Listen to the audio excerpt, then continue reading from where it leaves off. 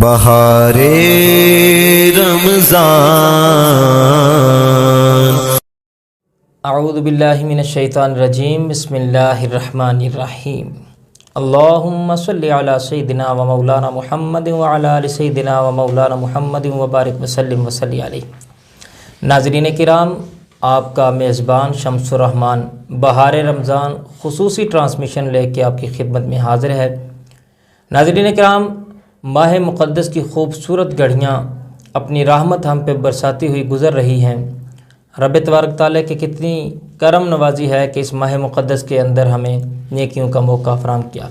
ناظرین کرام، روزانہ کی طرح آج بھی ہم اپنے ساتھ ایک مہمان کے ساتھ موجود ہیں جو ایک حافظ قرآن ہیں، خوبصورت لب و لہجہ کے اندر قرآن کی تلاوت کرتے ہیں، حضور علیہ الصلوۃ والسلام کی مدح سرائی کرتے ہیں اور ماشاءاللہ ایک عالم باعمل ہیں۔ چھوٹی سی عمر میں اللہ نے اتنی زیادہ خوبیوں سے نوازا ہے۔ ان سے بات ہوگی، اس سے پہلے تو علامہ صاحب میں آپ کا شکریہ ادا کرتا ہوں کہ آپ ہماری ٹرانسمیشن میں آئے، خوش آمدید۔ تو ناظرین کرام، بلا تمہید اب میں قاری صاحب سے گزارش کروں گا کہ وہ قرآن لا ریب کی چند آیات تلاوت کر کے ساتھ ہی حضور کی بارگاہ میں ہدیہ عقیدت پیش کریں، پھر ان کے ساتھ انشاءاللہ سوال و جواب کا سیشن شروع ہوگا۔ بسم اللہ قاری صاحب۔ اعوذ باللہ من الشیطان الرجیم۔ ماشاءاللہ، سبحان اللہ۔ بسم اللہ الرحمن الرحیم۔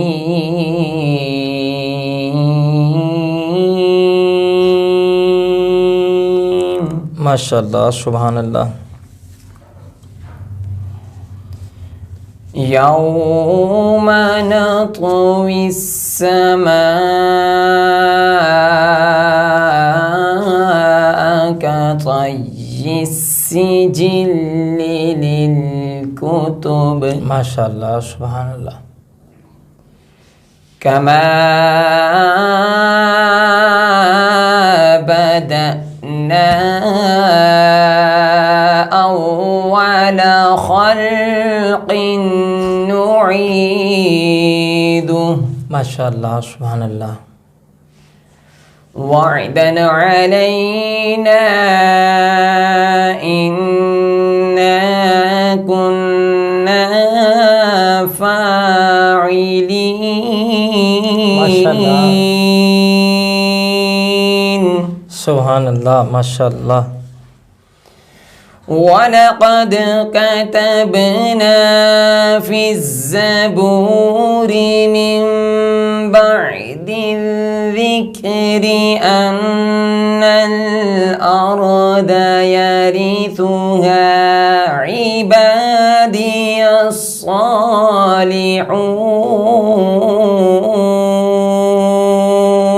سبحان اللہ، ماشاءاللہ۔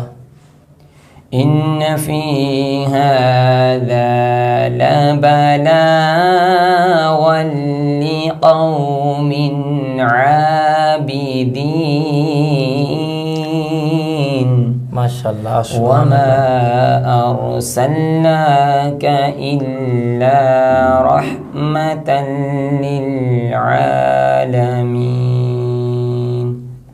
سبحان اللہ۔ آمنت باللہ صدق اللہ العظیم۔ جزاک اللہ، ماشاءاللہ۔ بسم اللہ۔ لم یاتی نذیرک فی نذر، لم یاتی نذیرک فی نذر مثل تو نہ شد پیدا جانا، لم یاتی نذیروں کا فی نذر مثل تو نہ شد پیدا جانا۔ جگ راج کو تاج تورے سر سو جگرا جے کو تاج تورے سر سو ہے تجھ کو شہ دو سرا جانا عالم یا تین نذیروں کا فی نظر البحر علا والموج طغى من بكسو طوفان ہوش ربا من بكسو طوفان ہوش ربا مجدار میں ہوں بگڑی ہے ہوا مجدار میں ہوں بگڑی ہے ہوا موری نیا پار لگا جانا عالم یا تین نذیروں کا فی نظر مثل تو نہ شد پیدا جانا. ماشاءاللہ جزاک اللہ. بڑے خوبصورت انداز کے اندر جناب محترم میرے مہمان حضرت علامہ مولانا حافظ محمد مدثر رضا قاسمی صاحب نوجوان مذہبی اسکالر ہیں. آپ نے یقین سنا ہے کتنے خوبصورت انداز سے قرآن لا ریب کی آیات تلاوت کی، ساتھ میں اعلیٰ حضرت کا لکھا ہوا بڑا خوبصورت کلام لم یأتی نذیرک فی نظر. اعلیٰ حضرت وہ شخصیت جب ان کا قلم جنبش میں آتا تو حضور علیہ الصلوۃ والسلام کی بارگاہ میں ہدیہ عقیدت کے پھول نچھاور کرتے ہوئے کہتے سب سے اولا ہو اعلیٰ ہمارا نبی، سب سے بالا ہو اعلیٰ ہمارا نبی. اور کبھی قلم اٹھتا ہے تو یہ نعت لکھتے ہیں، جب فتویٰ نویسی کی باری آتی ہے تو ایک مفتی ہیں، اور جب ایک کتاب لکھنے کی باری آتی ہے تو آپ تفسیر لکھنے کی بات آتی ہے تو مفسر ہیں. یعنی کہ اللہ نے اتنی خصوصیات سے نوازا. تو ناظرین کرام میں اپنے مہمان کی طرف بڑھتا ہوں. آج کا ہمارا موضوع ہے قرآن اور رمضان کا آپس میں تعلق. قرآن اور رمضان کا تعلق، اس حوالہ سے علامہ صاحب سے گفتگو ہوگی. پھر ایک مرتبہ علامہ صاحب آپ کا شکریہ کہ آپ نے اپنے قیمتی وقت نکال کے ہمارے اس پروگرام کو افزا کیا ہماری ساری اس بزم کو. تو علامہ صاحب یہ بتائیے کہ ماہ رمضان المبارک اور قرآن کا چونکہ ہمارا تعلق کے حوالے سے ہے، قرآن اور رمضان المبارک کا آپس میں مشترکہ خصوصیات کیا ہیں؟ بسم اللہ. اعوذ باللہ من الشیطان الرجیم. بسم اللہ الرحمن الرحیم. سب سے پہلے تو میں جناب حضرت صاحب آپ کا ممنون و مشکور ہوں. اللہ آپ کو سلامت رکھے. آپ نے رمضان مبارک کی ان عظیم ساعتوں، ان عظیم بابرکت گھڑیوں میں بہار رمضان ٹرانسمیشن کے اس خصوصی پروگرام میں جزاک اللہ ہم جیسے لوگوں کو بھی مدعو کر کے یہاں اظہار خیال کرنے کا آپ نے موقع دیا. اللہ آپ کو سلامت رکھے جناب. اللہ تعالیٰ آپ کو، یہ آپ کا اپنا پلیٹ فارم ہے جناب. جزاک اللہ خیرا و احسن الجزاء. اللہ تعالیٰ آپ کو اور آپ کی ساری ٹیم کو بہار رمضان اس ٹرانسمیشن کے طفیل اور اس کی جتنی بھی اللہ تعالیٰ آپ کو ثواب اور نیکیاں عطا فرمائے، اس کے درجہ بدرجہ آپ کو اللہ تعالیٰ اجر ثواب عطا فرمائے. آمین آمین. تو آپ نے جو سوال پوچھا ہے میں اس کی جانب آتا ہوں، اور بہت ہی اہم سوال ہے، خاص سوال ہے، اور اس سوال کے بارے میں ہر شخص کا جاننا بہت زیادہ ضروری ہے. تو جو رمضان اور قرآن کے درمیان تعلق ہے جی یہ چند ایک خصوصیات جو ہیں یہ ان دونوں کے آپس میں مشترکہ ہیں. بے شک جناب. تو سب سے جو پہلی خصوصیت ہے قرآن پاک کی اور رمضان کی وہ ہے تقویٰ. واہ بے شک. سب سے پہلی جو خصوصیت ہے وہ کیا ہے؟ تقویٰ. تو تقویٰ کی بنیاد پر جب ہم قرآن پاک کا مطالعہ کرتے ہیں تو ہمیں جو پہلی آیات مقدسہ جو ابتدائی آیات مبارکہ ہیں ان میں ہمیں جو آیات مطالعہ کرنے میں پڑھنے میں ہمیں ملتی ہیں وہ یہ ہیں کہ ذالک الکتاب لا ریب فیہ ھدی للمتقین.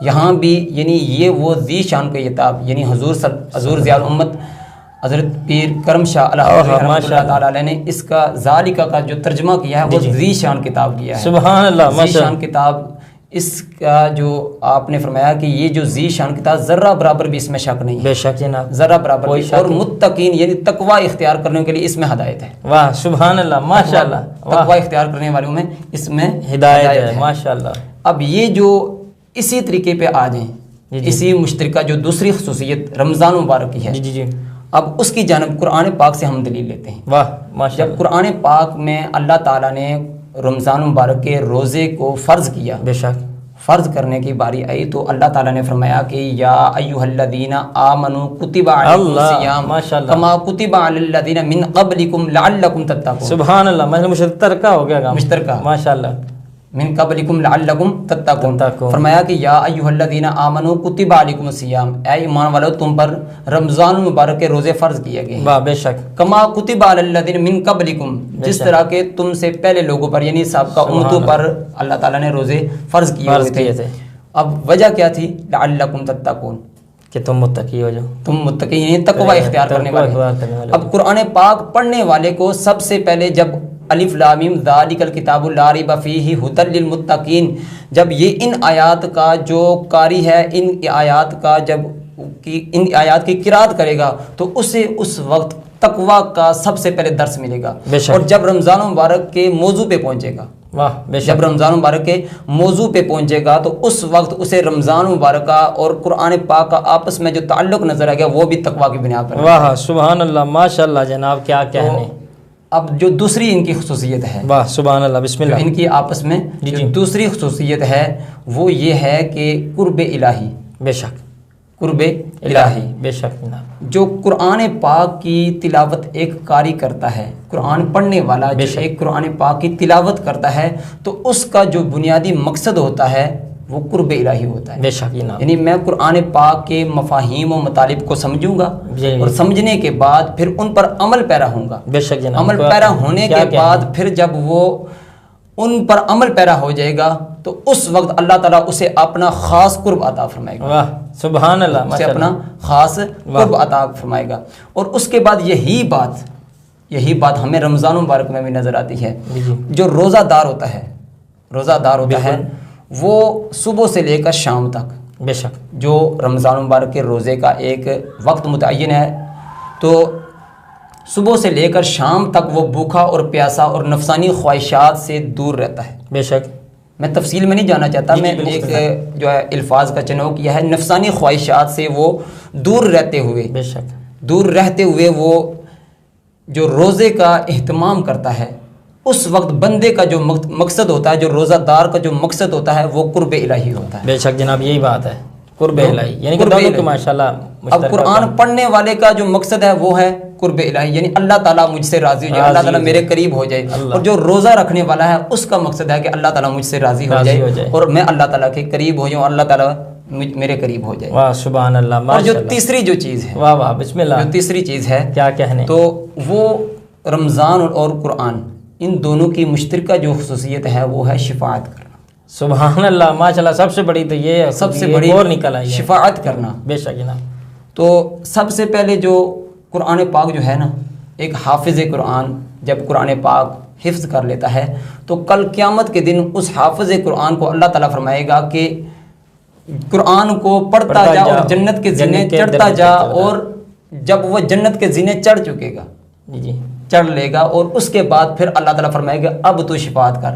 ہائے ہائے، واہ واہ سبحان اللہ، یعنی جنت کے سارے درجات بلند کرنے کے بعد سبحان اللہ اب وہ شفاعت کرے گا، ماشاءاللہ۔ اب قرآن بھی شفاعت کرے گا، جی قرآن بھی شفاعت کرے گا کہ فرمائے گا کہ مولا اس شخص نے دنیا میں رہتے ہوئے میرے ساتھ محبت کی ہے، سبحان اللہ ماشاءاللہ، میرے ساتھ محبت کی اور میری تلاوت کا اس نے اہتمام کیا، میں اس کی شفاعت کرتا ہوں، میری شفاعت کو قبول فرما، سبحان اللہ، اللہ تعالیٰ قرآن پاک کی شفاعت کو قبول فرمائے گا، بے شک جناب۔ اور اسی طریقے سے رمضان مبارک بے شک کیا یہ بھی شفاعت کرے گا، روزہ بھی شفاعت کرے گا۔ میں یہاں ایک حضور نبی اکرم صلی اللہ علیہ وآلہ وسلم کی حدیث مبارکہ آپ کو سنانا چاہتا ہوں اور ناظرین کو سنانا چاہتا ہوں، بہت ہی زبردست حدیث ہے، بسم اللہ جناب۔ عمل کرنے کی والی بات ہے کہ میرے اور آپ کے آقا صلی اللہ علیہ وآلہ وسلم نے ارشاد فرمایا، جس کا مفہوم یہ ہے کہ کل قیامت کے دن روزہ اور قرآن دونوں بندے کی شفاعت کریں گے، بے شک، اس روایت کو امام احمد بن حنبل نے اپنی مسند میں روایت کیا ہے، اور اس کے بعد امام طبرانی نے المعجم الکبیر میں اس روایت کو روایت کیا ہے۔ فرمایا کہ کل قیامت کے دن قرآن اور رمضان دونوں بندے کی شفاعت کریں گے، دونوں بندے کی شفاعت کریں گے۔ قرآن کہے گا کہ مولا رات بھر اس کو میں نے سونے نہیں دیا، اللہ رات بھر اس کو میں نے سونے نہیں دیا، یہ تیری رضا کے لیے میری تلاوت کرتا رہا، آج میں اس کی شفاعت کرتا تو میری شفاعت کو قبول فرما رہے۔ حضور فرماتے ہیں کہ اللہ تعالیٰ اس قرآن کی شفاعت کو قبول فرما رہے۔ سبحان اللہ، کیا کہنا۔ پھر فرمایا کہ روزہ کیسے شفاعت کرے گا؟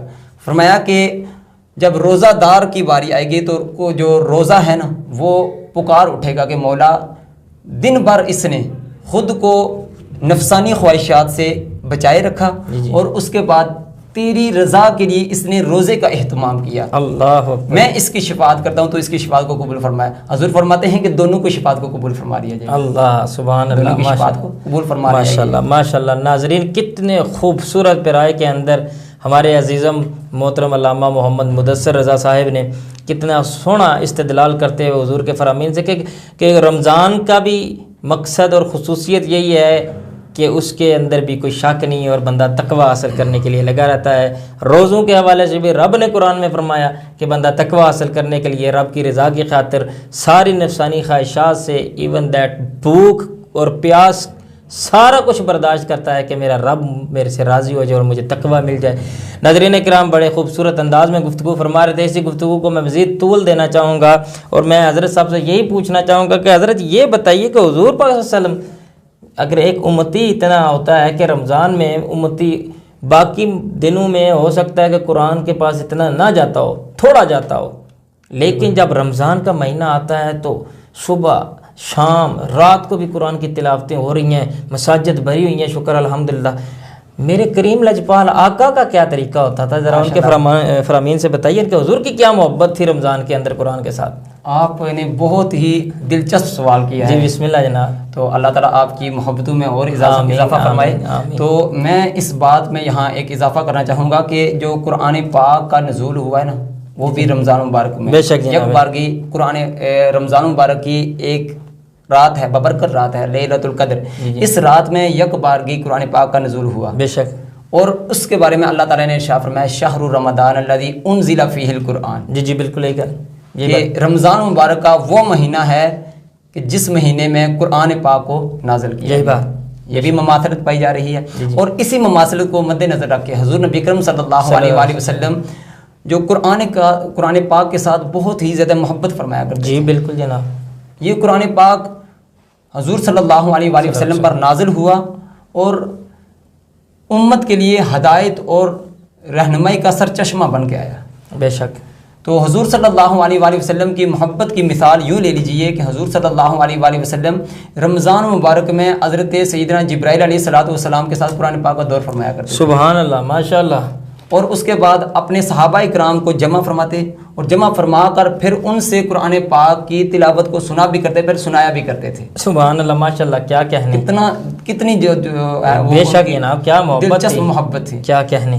اور پھر اس کے بعد جو صحابہ کرام نے جب پوچھا کہ یا رسول اللہ صلی اللہ علیہ وآلہ وسلم آپ رمضان مبارک میں اتنی زیادہ قرآن پاک سے کیوں محبت کرتے ہیں، تو پیارے آقا صلی اللہ علیہ وآلہ وسلم نے فرمایا کہ کیا آپ نے اللہ تعالیٰ کا یہ فرمان نہیں پڑھا کہ شہر رمضان الذی انزل فیہ القرآن، اللہ اکبر کبیر، شہر رمضان الذی انزل فیہ القرآن، رمضان مبارک کا وہ مہینہ ہے جس مہینے میں قرآن پاک کو نازل فرمایا گیا۔ سبحان اللہ ماشاءاللہ۔ اور اسی طریقے پر صحابہ کرام کا بھی یہی معمول تھا، صحابہ کرام کا بھی یہی معمول تھا کہ، اور اس کے بعد تابعین، تبع تابعین، یہ جو ائمہ کرام یہ بھی کثرت کے ساتھ قرآن پاک کے ساتھ لگاؤ رکھتے تھے، ماشاءاللہ سبحان اللہ، بے شک۔ تو صحابہ کرام میں سے حضرت سیدنا عثمان ذو النورین اللہ رضی اللہ تعالی عنہ، آپ رمضان مبارک میں ہر دن اور ہر رات میں ایک قرآن پاک ختم کر لیا کرتے۔ ماشاءاللہ۔ ناظرین، میں یہیں پہ علامہ صاحب کو روک کے اسی سوال کو آگے بڑھائیں گے، ساتھ جو ہم سوال کرتے ہیں، جو ہمارا سلسلہ شروع ہے،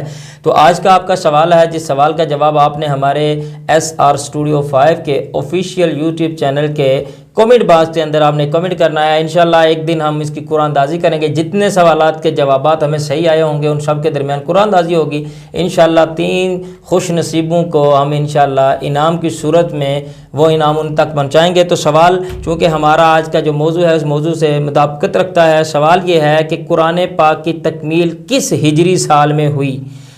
قرآن پاک کی تکمیل کس ہجری سال میں ہوئی؟ جو سب سے پہلے کمنٹ باکس کے اندر ہمیں جواب دے گا انشاءاللہ قرآن اندازی کے ذریعے ہم 3 خوش نصیبوں کو انعام کی صورت میں تحفۃً کوئی چیز پہنچائیں گے. تو میں علامہ صاحب کی طرف بڑھتا ہوں. علامہ صاحب اسی سوال کا جو آپ نے بات کی ہے کہ جس طرح حضور پاک صلی اللہ علیہ وسلم قرآن سے محبت رکھتے تھے رمضان کے اندر زیادہ بڑھ جاتی تھی. محبت تو تھی ہی لیکن مزید اس میں تقویت اور وسعت آ جاتی تھی اور بڑھ جاتی تھی. اسی طرح صحابہ کرام، تابعین، تبع تابعین اور اللہ کے مقبول بندوں کے جو رمضان محبت تھی اس پہ تھوڑی سی روشنی ڈالیں. بسم اللہ. تو میں بات کر رہا تھا کہ صحابہ کرام اور حضور صلی اللہ علیہ وآلہ وسلم قرآن کے ساتھ بے پناہ محبت فرمایا. بے شک جناب.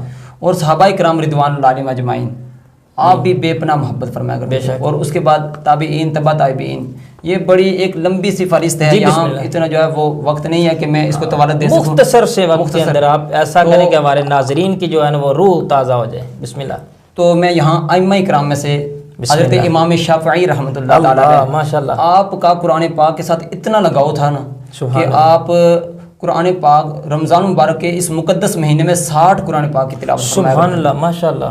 اور امام اعظم ابو حنیفہ جن کی ہم تقلید کرتے ہیں جی تو وہ رمضان مبارک کے اس مقدس مہینے میں 61 قرآن پاک جو ہے وہ تلاوت فرمایا کرتے ہیں. ایک دن میں، ایک رات میں، یوں 30 دن میں 60 قرآن پاک بنتے ہیں. اور پھر اس کے بعد ایک قرآن پاک جو ہے وہ تراویح کی صورت میں ماشاءاللہ سبحان اللہ. یعنی کہ ائمہ میں سے بھی ہمارے کتنے تھے جو تراویح کے اندر قرآن کا اہتمام کرتے. اور امام مالک رضی اللہ تعالی عنہ جی آپ کا جو طریقہ کار تھا وہ یہ تھا کہ جب رمضان مبارک آتا تھا نا تو اس وقت جو احادیث مبارکہ لکھنے اور پڑھنے کا جو آپ کا طریقہ کار تھا اس طرح روک دیتے تھے. جی.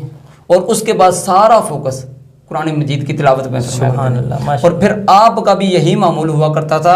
جس طرح امام شافعی 60 قرآن پاک کی تلاوت فرمایا کرتے تھے اسی طریقے سے امام مالک بھی 60 قرآن پاک کی تلاوت پورے ماہ مقدس میں تلاوت فرمایا کرتے تھے. اور اسی طریقے سے دیگر بہت سے اولیاء کرام ہیں. حضرت علی مرتضیٰ رضی اللہ تعالیٰ کرم اللہ وجہ الکریم کے بارے میں مشہور و معروف ایک روایت ہے کہ فرماتے ہیں کہ میں گھوڑے کی ایک زین پہ قدم رکھتا ہوں اور دوسری زین پر قدم رکھنے سے پہلے میں قرآن پاک کی تکمیل کر لیا کرتا تھا. سبحان اللہ ماشاءاللہ. اور رمضان مبارک میں میرا جو جوش اور میرا جو جذبہ تھا نا اور جو میری جو قوت ایمانی تھی وہ اس سے زیادہ بڑھ جایا کرتی. سبحان اللہ ماشاءاللہ. یہ تھی ہمارے جو اسلاف ان کی محبت قرآن پاک. سبحان اللہ ماشاءاللہ. ناظرین کتنے خوبصورت پڑھایا کے اندر ہمارے عظیم مذہبی اسکالر حضرت علامہ مولانا محمد مدثر رضا قاسمی صاحب نے، اگر ہمارے پروگرام کا وقت ہوتا میرا تو دل بڑا مطمئن ہو رہا ہے اور سمجھیے کہ کتنی خوبصورت دل کے اندر چاشنی محسوس ہو رہی ہے کہ حضور علیہ الصلوۃ والسلام کی قرآن کے ساتھ رمضان کے اندر مزید محبت بڑھ جاتی. صحابہ کرام کی بھی ایسا ہی شیڈول تھا. اسی طرح ائمہ مبارکہ جو تھے ہمارے ائمہ اربعین ان کا بھی یہی کام، یعنی کہ جتنے بھی احباب ہیں یہ رب کا کرم ہے اور رمضان کی برکتیں ہوتی ہیں کہ بندہ جو ہے وہ اللہ کے قرآن کے ساتھ مزید اٹیچ ہو جاتا ہے. ناظرین کرام اپنے میزبان شمس الرحمان کو کل تک کے لیے اجازت دیجیے. کل پھر آپ کی خدمت حاضر ہوں گے. کل تک کے لیے اللہ نگہبان.